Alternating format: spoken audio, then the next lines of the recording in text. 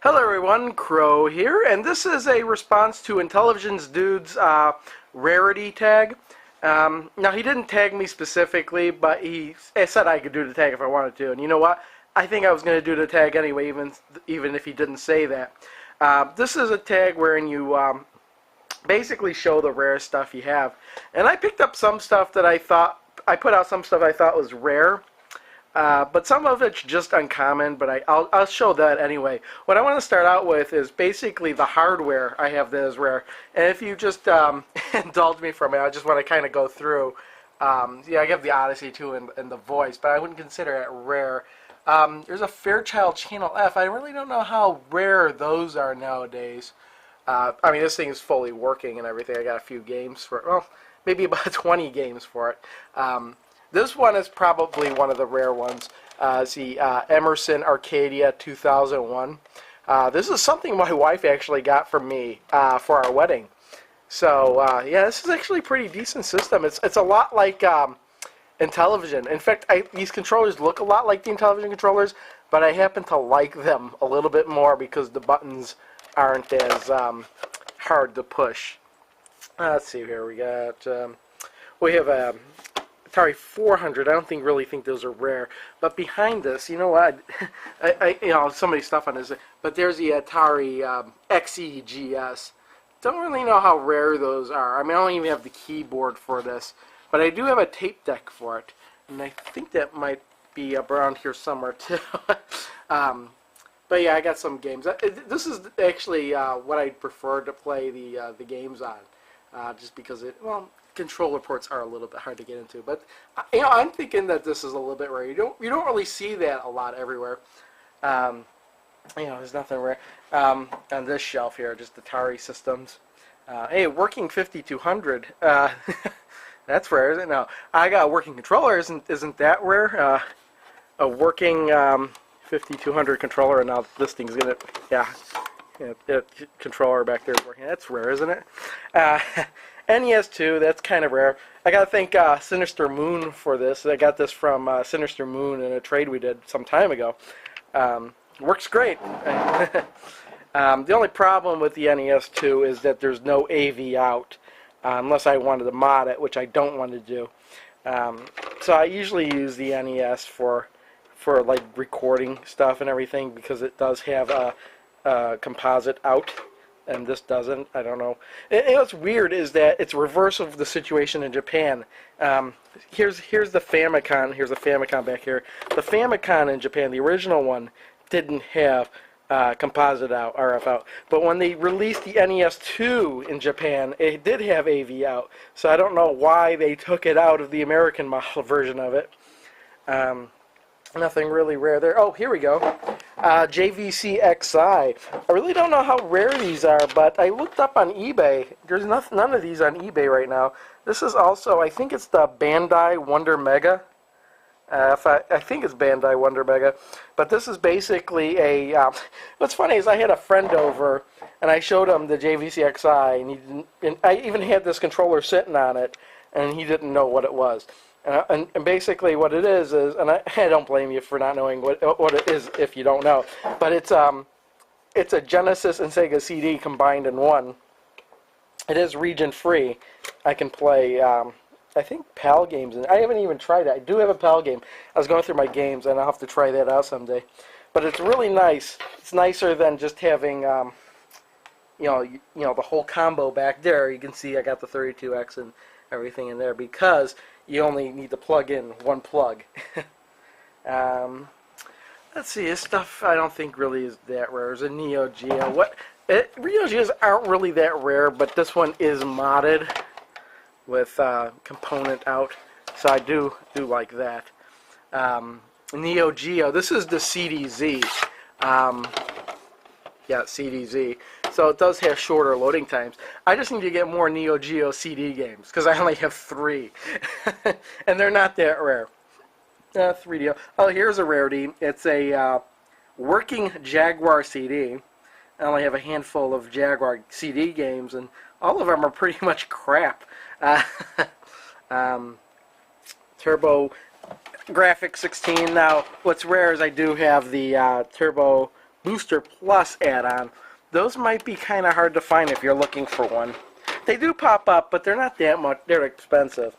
And then the Turbo Duo. This is a US Turbo Duo. Those are pretty expensive as well. Down here, this is the Bally Astrocade. The version I have says computer system. So, yeah, got a bunch of games in there, all right? As for rare game, that pretty much covers all the systems I'll go through. I set out some games over here. Just go through them, and I just knocked down a bunch of stuff. I'll have to kick that out of the way. We'll try and get through this. Start with these 3DO games. This one here, Lucian's Quest, that's the rarest 3DO game I have. It's actually probably the second rarest game there is on the 3DO, if I'm not mistaken. At least according to the website I checked, rarityguide.com. Now, I don't have the box for it. This is just the case that goes inside the box. Don't have the instructions. I actually don't know how much this was, because I didn't buy it. My wife did, but she didn't tell me how much it was. This one isn't really so rare, but Night Trap on the 3DO. Kind of hard to find if you're looking for it sometimes. You might be able to go on eBay and find this right away. I don't know. I just threw that in there. I got some Genesis games here. The only reason this isn't really that rare. The only reason I bring this one out is because when Michael Jackson died, the price of this skyrocketed on eBay. It's back down to about normal levels now, but thought I'd throw that one in there. Mutant League Football isn't really rare. It's more uncommon. But the reason I have this in the pile is because Mutant League Hockey is a bit rare, actually, believe it or not. And believe it or not, I have not played this yet. I do need to get this in my Genesis to play it, because I do love me some hockey.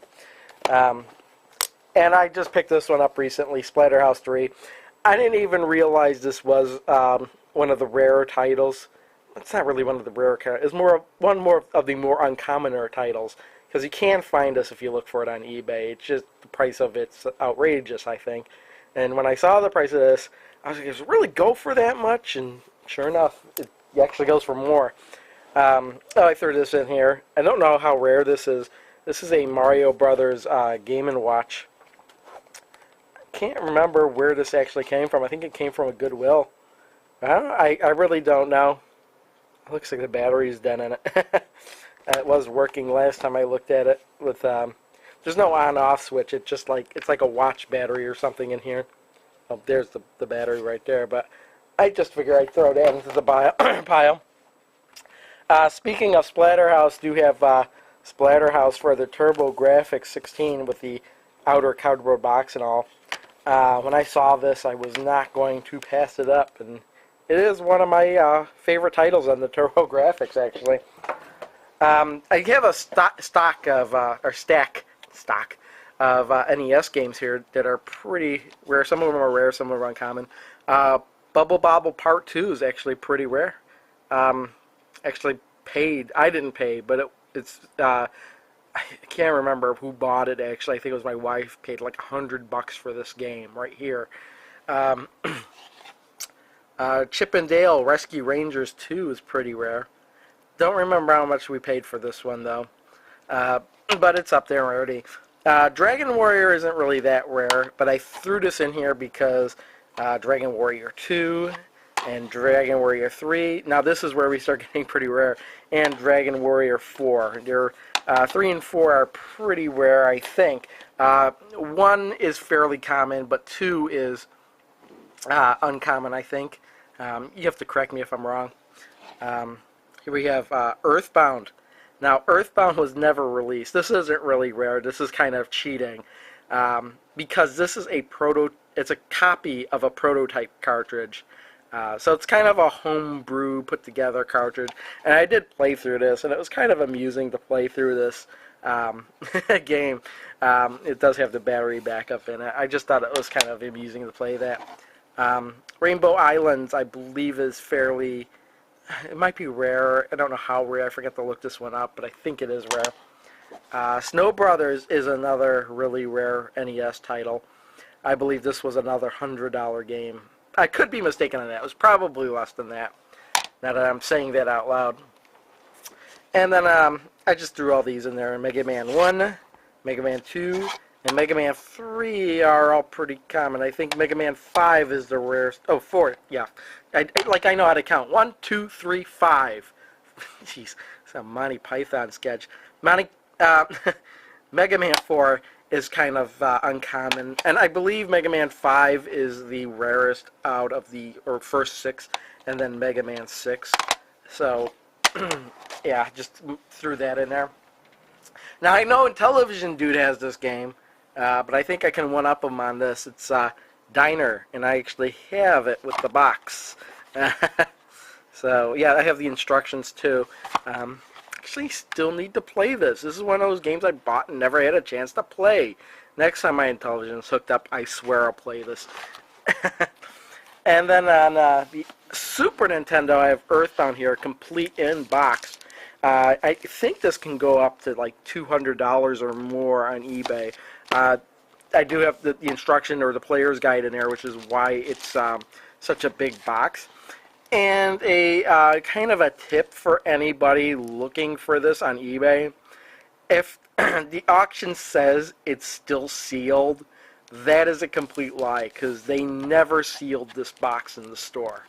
That's just a tidbit that I ran across one day when I was looking that kind of stuff up. Also, Chrono Trigger on the Super Nintendo, I have just a cartridge. That can get up there in price, I think.